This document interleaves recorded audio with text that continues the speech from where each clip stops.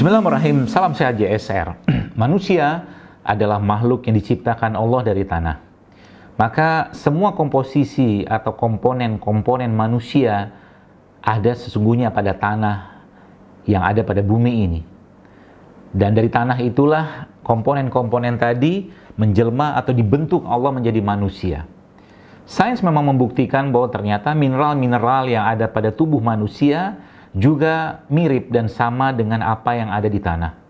Maka Masya Allah, Tabarakallah, kalau kita mengamati itu semua, maka kita akan semakin mengagumi bahwa ternyata manusia ketika mereka berinteraksi, bersinergi dengan alam, maka mereka akan hidup dengan jauh lebih sehat atau jauh lebih sehat. Kalau kita perhatikan Bapak Ibu sekalian, pohon-pohon yang ada di alam semesta ini, ada pohon yang mungkin daunnya panjang atau mungkin daunnya pendek dan seterusnya, atau ada pohon yang mungkin daunnya berwarna-warni dan seterusnya. Begitulah kebesaran yang Allah berikan. Atau ada juga kita melihat pohon-pohon yang berbunga indah, berwarna atau memiliki rasa-rasa yang sangat menyenangkan buat lidah kita dengan buah-buahan yang tadi. Maka Anda bayangkan pohon tadi, pohon di mana ada akarnya di dalam, pohon yang ada batangnya di situ, pohon yang ada rantingnya di atas, pohon yang ada daun-daunnya di sana, pohon yang akhirnya menciptakan atau terdapat buah di situ. Ada berbagai macam rasa dan buah atau rasa buah tadi manis, mungkin ada yang bahkan pahit atau bahkan kecut ya, atau asam. Pohon-pohon tadi Bapak-Ibu sekalian mendapatkan nutrisi dari tanah yang ada di bumi ini. Dengan kuasa Allah, akar-akar tadi ya seperti pompa yang mengangkut nutrisi ke dalam batang pohon sampai akhirnya ke daun dan sampai akhirnya ke buah-buahan atau ke buah yang ada pada pohon tadi. Bayangkan itu semua. Sehingga dalam pohon itulah kita belajar miniatur kehidupan. Kita belajar bahwa ternyata pohon yang luar biasa seperti itu mampu memberikan nutrisi atau mengambil atau menyedot atau menyerap nutrisi terbaik yang ada pada tanah di bumi ini. Kemudian akhirnya pohon tadi memberikan atau menyerapnya sampai akhirnya zat-zat gizi tersebut atau bahan-bahan penting tersebut tersebar atau terserap di dalam buah-buahan. Hari ini kita tidak akan bahas pohon, tapi itu sekedar gambaran saja. Jadi bayangkan kalau seandainya buah-buahan yang berlimpah tadi atau buah-buahan dengan beraneka ragam warna, bentuk, rasa seperti itu bisa kita konsumsi setiap hari. Sayuran-sayuran yang ada yang kita konsumsi juga.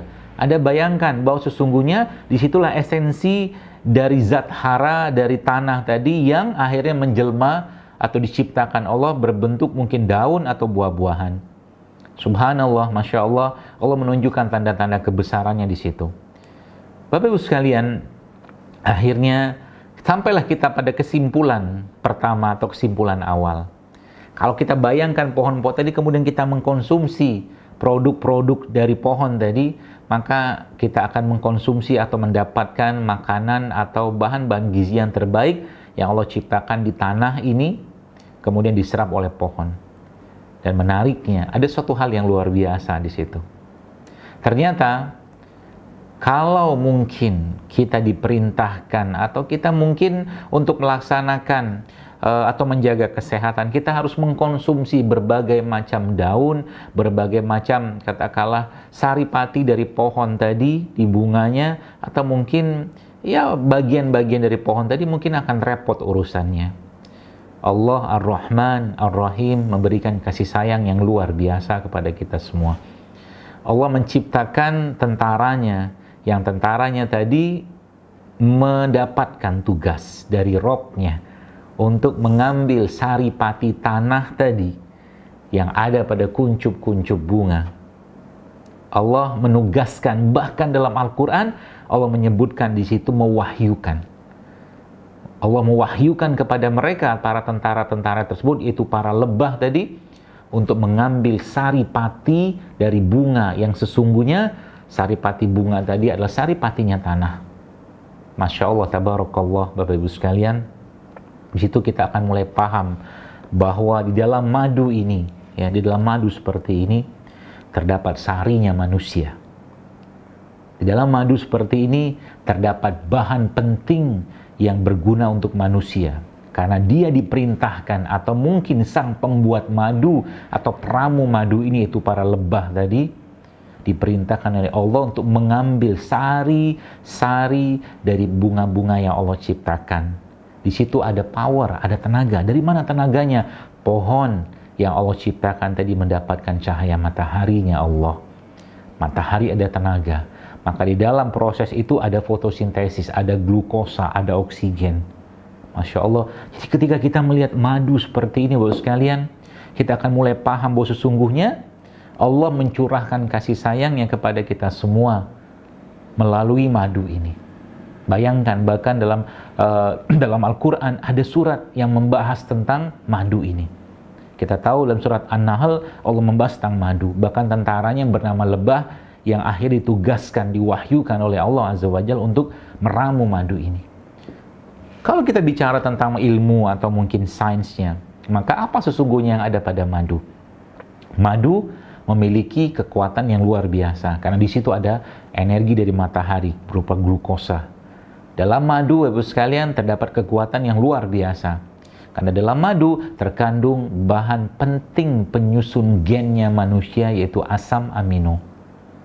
Maka Masya Allah, Tabaraka, tidak heran sehingga Nabi bahkan menyebutkan dalam sebuah hadis, Nabi SAW menyebutkan bahwa kesembuhan, syifa'u fi salasatin, syarbatil asal salah satunya. Bahwa kesembuhan itu ada 3. Yang pertama, meminum madu. Yang kedua, berbekam. Yang ketiga, Masya Allah, Tabarakallah. Bahkan kata-kata syifa dalam Al-Quran pun, itu tidak semua Allah berikan kata-kata syifa. Dan madu menjadi salah satu yang Allah sebutkan atau Allah firmankan dalam Al-Quran menjadi jaminan kesembuhan bagi penyakit. Allah berfirman dalam surat An-Nahl yang Allah katakan di situ, fihi syifa'ul linnas, bahwa di dalam madu itu terdapat kesembuhan bagi manusia. Masya Allah, ada asam amino di situ. Ada glukosa yang sangat baik untuk kesehatan kita di situ. Ada vitaminnya, ada mineralnya, ada hormonnya, dan semua zat gizi yang diperlukan manusia ada pada madu. Maka sesungguhnya ketika kita mengkonsumsi madu, kita sedang bukan sekedar bicara tentang asam amino tadi, tapi lihatlah bahwa Allah begitu sayang kepada kita semua dengan Dia menciptakan madu ini. Dan kalau kita lebih dalam lagi, Bapak sekalian, ya, menggali lagi, maka sesungguhnya ada janji Allah pada madu. Ada janji kesembuhan yang Dia berikan kepada orang-orang yang mengkonsumsi madu. Ditambah lagi dengan syariat-syariat yang lain seperti berpuasa, ya, berbekam, maka Masya Allah, itu menjadi salah satu cara kita untuk mendapatkan kesembuhan dan kesehatan dari Allah Subhanahu wa Ta'ala. Maka jadikan madu sebagai salah satu nutrisi penting, vitamin paling baik yang Allah berikan dan Allah ciptakan yang harus ada di rumah-rumah keluarga setiap muslim. Masya Allah, barakallah fiik. Salam sehat JSR. Assalamualaikum warahmatullahi wabarakatuh.